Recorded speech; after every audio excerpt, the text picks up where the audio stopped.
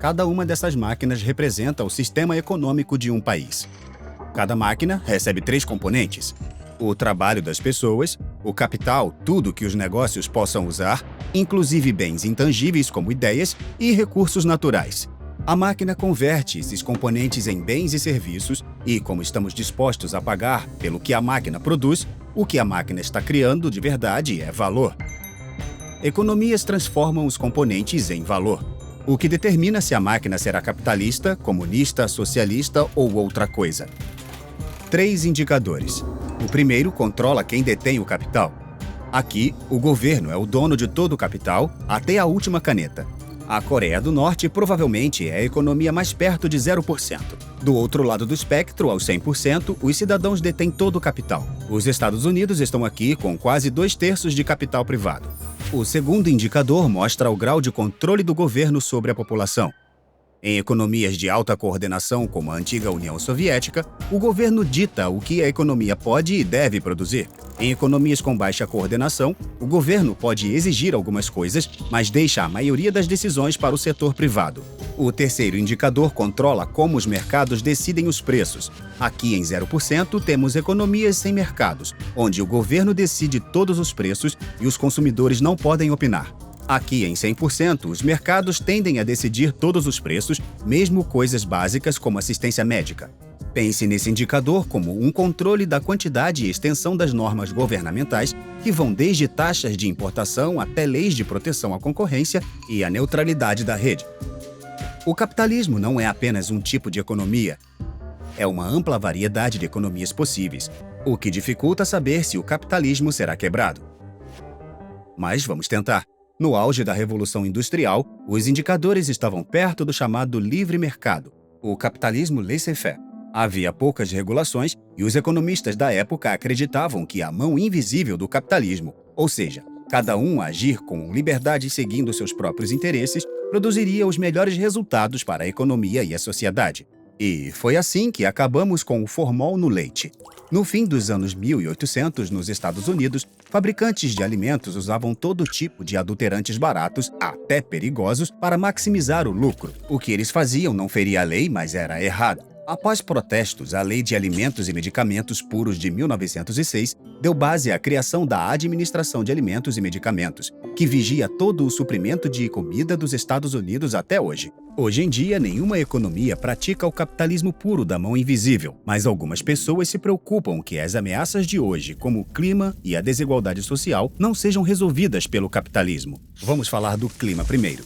As economias capitalistas incentivam o crescimento, o que cria uma grande demanda pela energia mais barata dos combustíveis fósseis, que, sem dúvida, causam mudanças no clima.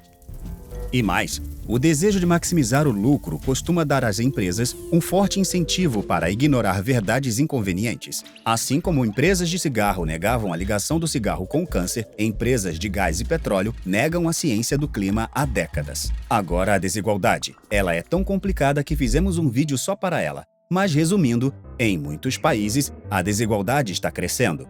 Nos Estados Unidos, Reino Unido, Canadá, Irlanda e Austrália, o 1% da população com a maior renda devora cada vez mais a fatia da renda total dos últimos 50 anos. No Reino Unido, a fatia do 1% dobrou de 7% em 1980 para 14% em 2014. Mas isso não é tudo.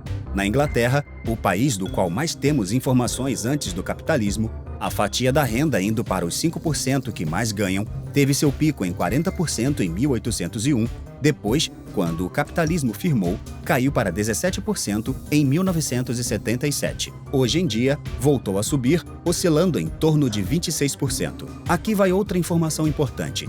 Em muitos países europeus e no Japão, a fatia do 1% caiu de 20% a 25% no início dos anos 1900 para 7% a 12% hoje. O capitalismo aumenta a desigualdade ou não?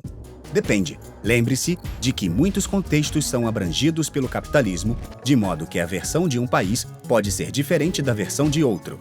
É possível que a desigualdade possa estar crescendo na versão capitalista da China e estar diminuindo na França. O capitalismo é uma faca de 2 gumes. Por um lado, gera uma grande quantidade de valor, ou seja, quase todos tendo mais dinheiro do que teriam de outra forma.